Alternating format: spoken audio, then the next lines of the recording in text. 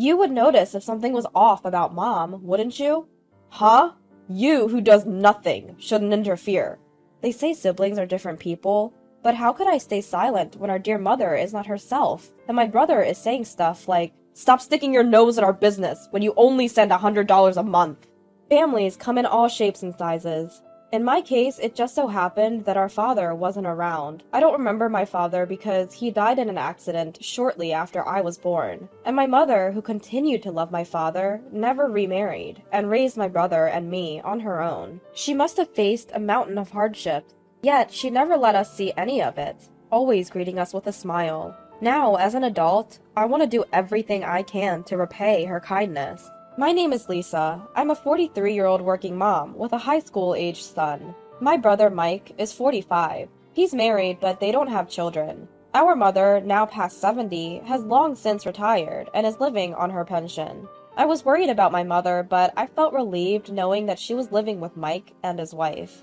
We can only visit during the Christmas holidays, but they seem to be getting along well, and my mother appeared to be having a peaceful retirement. But recently, I've started to worry. Due to the societal circumstances these past few years, I couldn't visit her as often. Sometimes we video chat online, but I've noticed that she seems to lack energy. She's already quite old, and I think she should go for a checkup. But she hasn't been too eager, so I decided to call Mike. Mike and his wife don't have any children, and his wife is a homemaker. I don't want to impose on them, but I thought I would ask if they could take Mom for a checkup. Hi Mike, it's been a while. I wanted to talk about Mom. I'm busy right now. Let's talk later. And he hung up. So I tried calling again during the weekend. Hey Mike, do you have time to talk? I'm concerned about Mom. I have a terrible headache. Let's talk some other time. He hung up again. If I send a text, it's just read and ignored. If this keeps happening, even I will lose my patience. If he's busy or not feeling well, he could call back when he's free, right? If he doesn't like calls, he could at least reply to texts. Well, I can't be too demanding, because they are the ones taking care of our mom. Yes, I can't be there to take care of her myself, but at least I'm sending money. I've been sending $2,000 from my salary every month to Mom. I've never reported this to my brother Mike, although I can't imagine he doesn't know. Maybe I should take the time to have a thorough conversation with Mike. One day, while mulling over these thoughts, I got a phone call. Wait, it's from my sister-in-law. That's rare. Mike's wife, Brenda, is the same age as him, and she's a full-time homemaker. We don't really mesh well in conversation, so we can't exactly say we're close. Not that we're on bad terms, but we rarely contact each other. If there's anything to discuss, it's always through Mike. I tilted my head in confusion as I answered the call from Brenda. Lisa? What's the deal with this month's money transfer? This was the first thing out of her mouth. I remembered it was annoying dealing with her, but her words reminded me. I had passed the usual date for the money transfer, so Mike and Brenda were aware of my contribution after all, I thought. At the same time, I couldn't help but wonder if Brenda was the one managing it.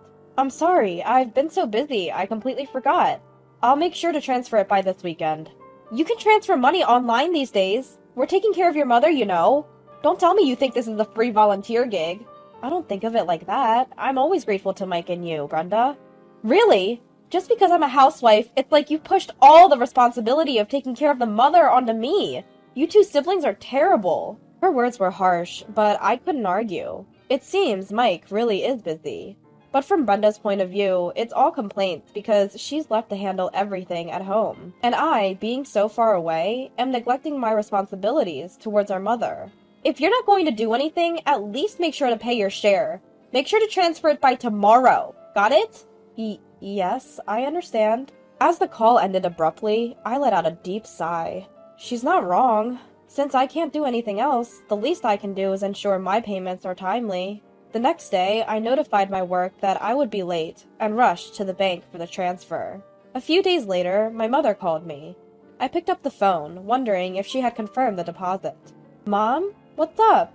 Oh, Lisa, how are you doing? I'm sorry to bother you, but could I ask for a little more money just for this time? What? What my mother told me after that was astounding. As soon as I ended the call, I took action. After getting approval from my husband, I put in for paid leave at work. As soon as everything was in order, I boarded a plane. My destination was my childhood home, in a far-off land. Mom, what happened to you? Upon arriving home, I was lost for words at the sight of my mother, who had come to greet me. I couldn't tell over the video calls, but seeing my mother in person after a few years, she had lost a significant amount of weight. Well, I understand she's older, but the degree of her weight loss is alarming. Are you not hungry? No, I definitely have an appetite, but there's no food. What? We don't have money, so there's not much to eat. No money? Wait, Mom, are you making meals? No, Lisa is preparing them.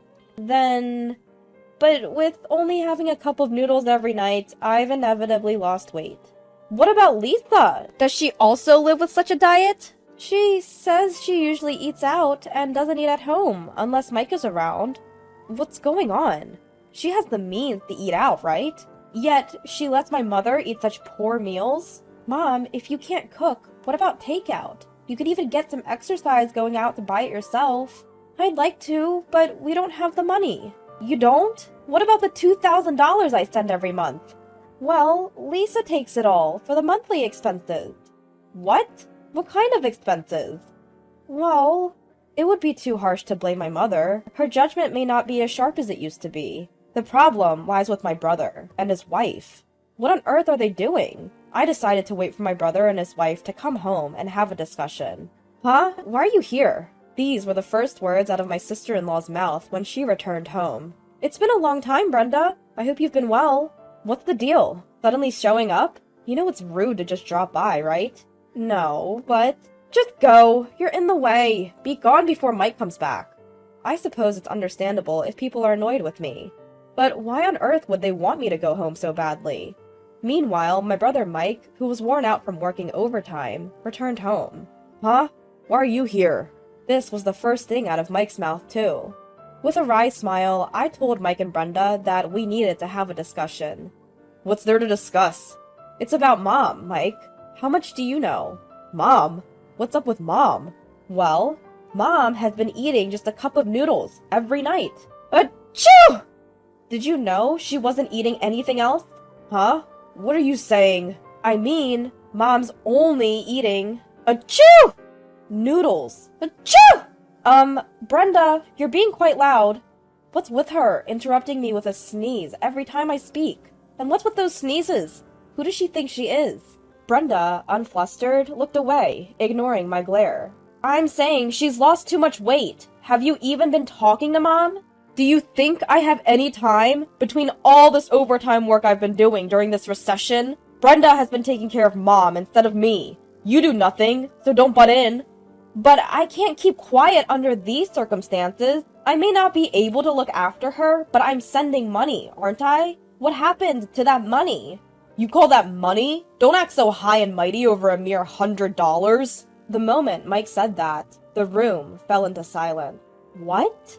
I let out a small, surprised sound. If it were true that I was only sending $100, Mike's words would be entirely justified. However, that's not the case. What are you talking about? I've been transferring $2,000 every month. What? Now, it was Mike's turn to be surprised. With a loud noise, Brenda abruptly stood up from her chair. Well, it's getting late, so how about we shower and go to bed? You must be tired, right, Lisa? You're disturbing the peace of the family. Go home, go home. But Mike intervened. Hold on.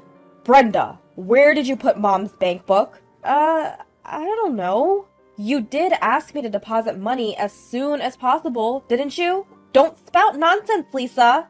Brenda, standing her ground against my mom and me, let out a small gasp when Mike called her name in a low voice. Mike is scary when he gets angry. That's a well-known fact in our house. But then again, he only ever gets mad for good reason. He seemed to be genuinely angry now, having finally seen the situation for what it was. Where is Mom's bank book? Where is it? Wait! Here it is! As Mike roared with anger, Brenda hurriedly brought out Mom's bank book.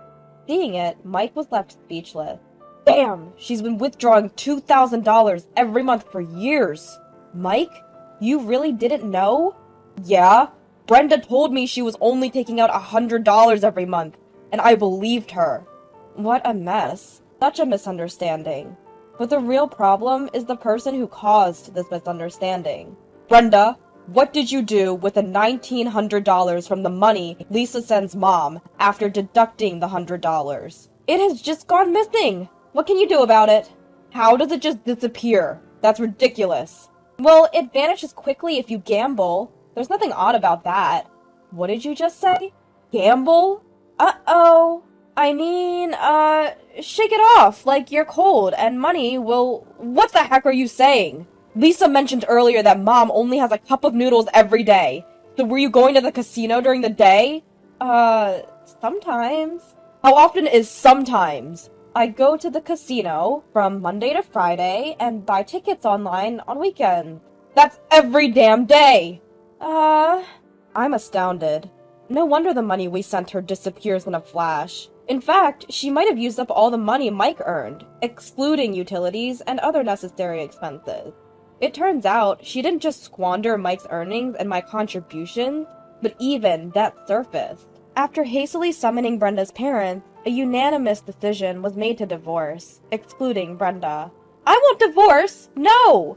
Brenda was crying out, but after being severely reprimanded by her parents, she finally quieted down. Mike agreed not to demand alimony, but rather a promise to return the exact amount that I had been sending to my mother. Of course, a lawyer was present, and documents were created. Brenda's parents apologized and agreed to pay everything in a lump sum, including the alimony. According to Mike, Brenda returned home afterwards and is living under the strict supervision of her parents. She is working from dawn to dusk to repay the money her parents paid up front, it seems. Her parents are in touch with Mike, saying they are teaching her discipline every day. Mike and Mom have started a life just for the two of them. My husband and I moved when our son started living alone for college, a location halfway between my parents' house and my husband's in Ohio. It was fortunate that both my husband and I were transferred to branches of our companies located there. I have even reduced my workload and started to support Mike and Mom's life. Although Mike is not good at cooking, he has been skipping work to deliver lunch to Mom. Mom's face has returned to its former plump and kind expression, which is a relief. With that in mind, I go to see my mother today. Mom, please live a long and healthy life.